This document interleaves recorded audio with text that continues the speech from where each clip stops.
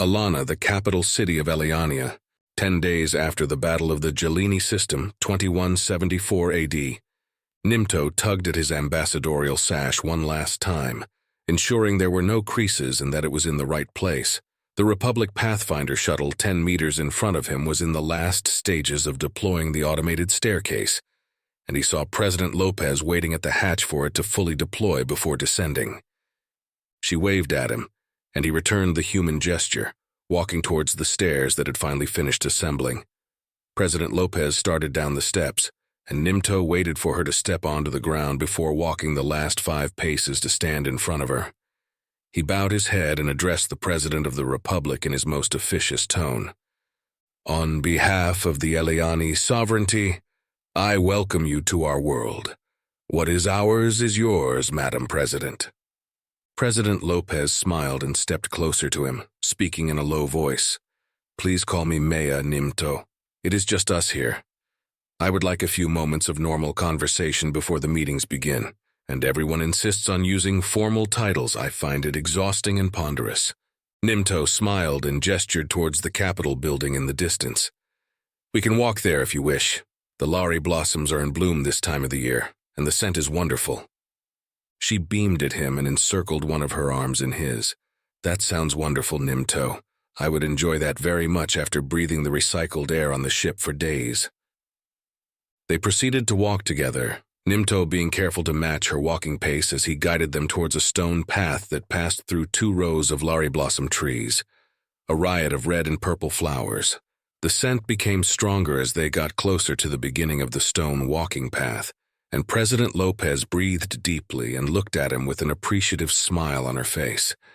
"That smells wonderful, Nimto. Tell me, how is Elixa doing?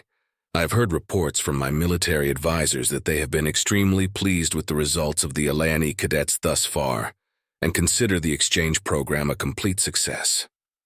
Nimto smiled widely at the mention of his manling as he replied, "His letters are the highlight of our days when they arrive, and he seems to be doing well. He has a best friend, and he speaks very highly of the human cadets he is training with.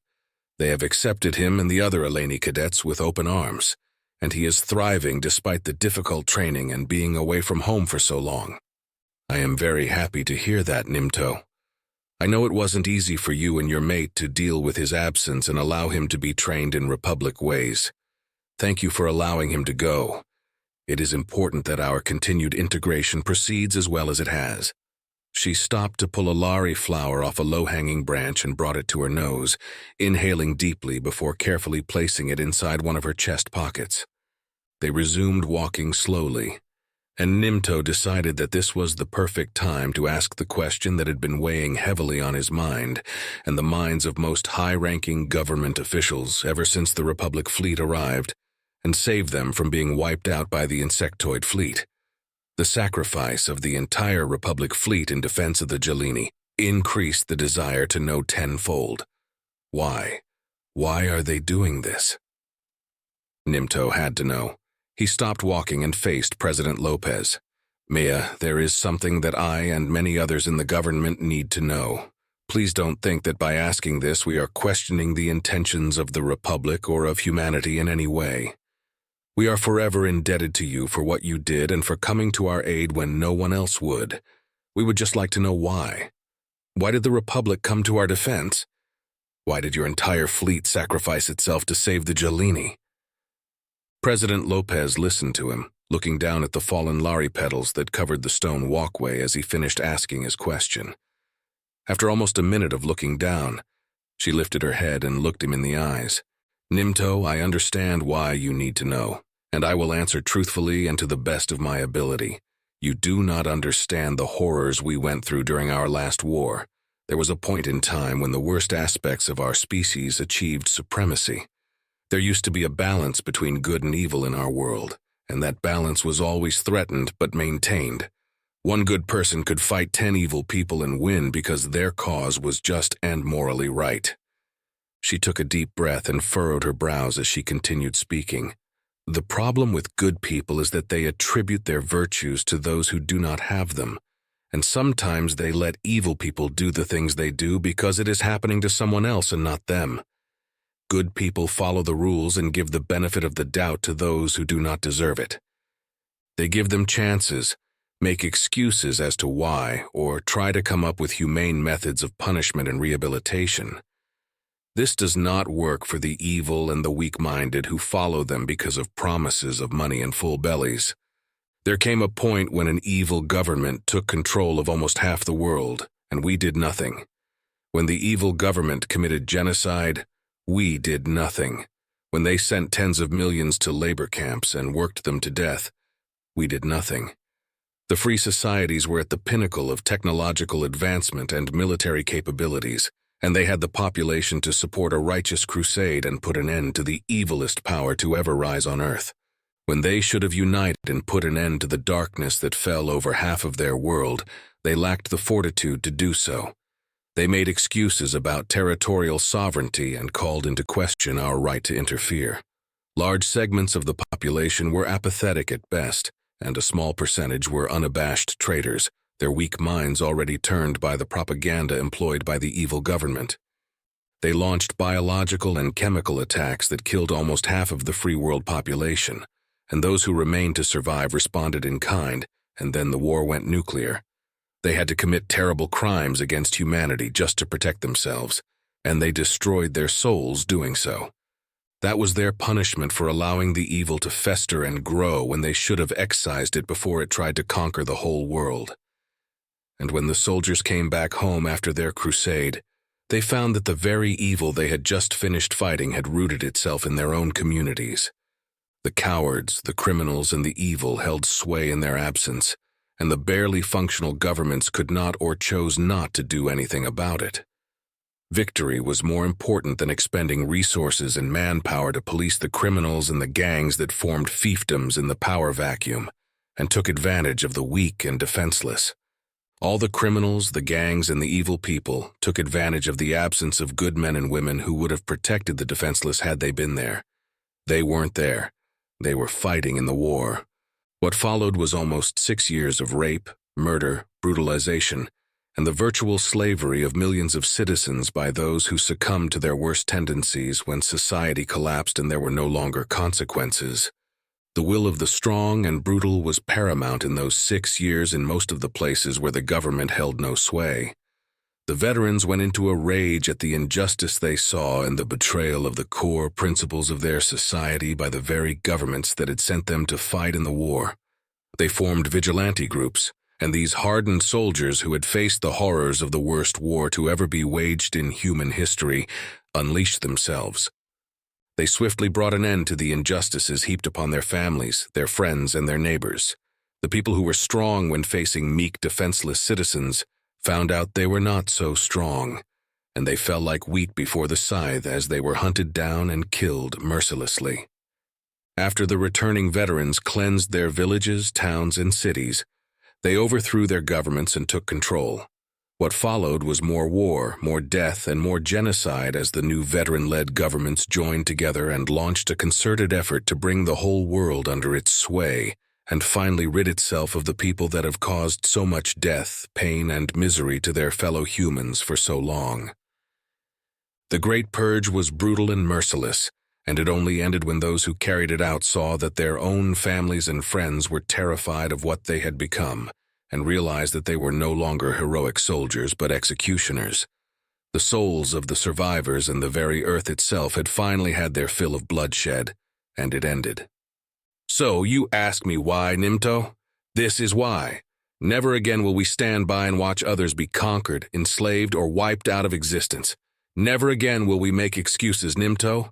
Our souls could not bear it again after what we did to each other all those years ago, and we will carry the burden of what we have done for as long as we exist as a species. This is why our children are taught from a young age the importance of courage, duty, and sacrifice. They are taught that the days of blurred lines between what is right and what is wrong no longer exist. Those children grew up to become the men and women who fought here and in the Jelini system. The only thing more deadly than a human fighting for a cause they believe in is a human fighting to defend others who are worthy of such an effort, like the Eleani and the Jelini. Nimto had been listening intently as she spoke, and he saw the tears falling from her eyes as she bared the troubled soul of humanity to him. After a few moments, he asked another question that needed to be answered. And what about the traitor queen? Is she to be forgiven for what the insectoids did when they glassed dozens of worlds and murdered almost 700 billion souls? My government wants to know why you didn't destroy her ship. Why are you allowing her to build a hive? They cannot be trusted. His anger was palpable, and his breathing became rapid and shallow as he finished asking her his questions. President Lopez looked at him, staring into his soul the same way she did when she came on the holo screen that fateful day when the Republic responded to their distress call. He averted his eyes, not able to handle the intensity of her gaze. Nimto, I have communicated with the Queen. She came alone, knowing that she would most likely be destroyed, in the hopes of forming a friendship and an alliance with us against the rest of hives. She may be a former enemy, but I respect her for risking her life the way she did. Look at the state of the galaxy right now, Nimto. She pointed to the sky above them to emphasize her point as she continued speaking. A large portion of the Commonwealth military is in open rebellion. There are 12 billion Gelini refugees with no home, and the insectoids suddenly withdrew to their original borders for unknown reasons, consolidating their remaining forces in their own space where they have the defensive advantage. We are incapable of effectively prosecuting a war right now. The possibility of an alliance with a queen offers us a chance to finally understand the enemy, how they think, and figure out a way to end this war. The queen also provided me with some insight into why they are so aggressive. They are not from this area of space, Nimto. They came here as refugees from another part of the galaxy, fleeing from a powerful enemy that attacked them without provocation and wiped out over 98% of their queens. They are still terrified of that enemy even after hundreds of years. It is almost as if the horror they went through has become a part of their genetic heritage. Nimto was astounded by the revelations President Lopez was sharing with him. The Commonwealth had always assumed that the incidental contact between the Commonwealth and the Insectoid Empire was a natural result of the expansion of two native powers. Not that the insectoids were from somewhere else and came to this region of space as refugees fleeing from extermination. As he processed the information, he was able to start seeing things from the insectoid perspective and imagined how the Commonwealth might have responded to the encroachment of the Insectoid Empire if they had been attacked and almost exterminated by another arthropodal species in the past. He suspected that the Commonwealth would have had the same reaction, especially considering just how dissimilar and alien they were compared to the commonplace mammalian species. Despite himself, he found his curiosity piqued, and he wanted to know more about the enemy that attacked the insectoids. "Did the Queen tell you what happened?" he asked, pressing for more information. President Lopez nodded and responded. They were a spacefaring species for millennia, and they were alone in their area of space. Their empire spanned over 100 stars, and their population was more than 100 trillion.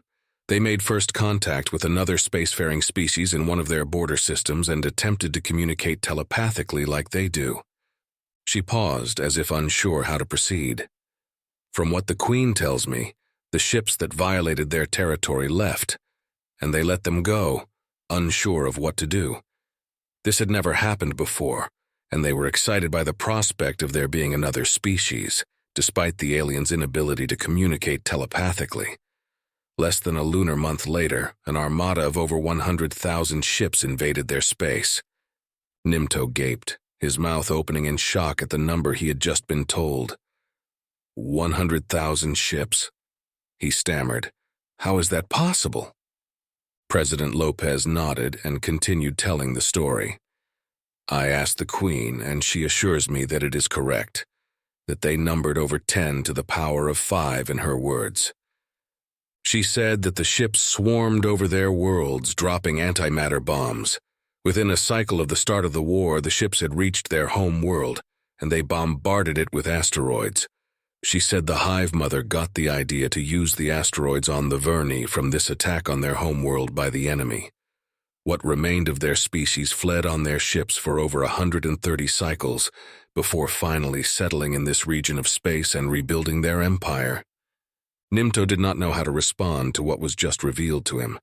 I had the same response you are having now, Nimto. This is why I am allowing the Queen to build a hive.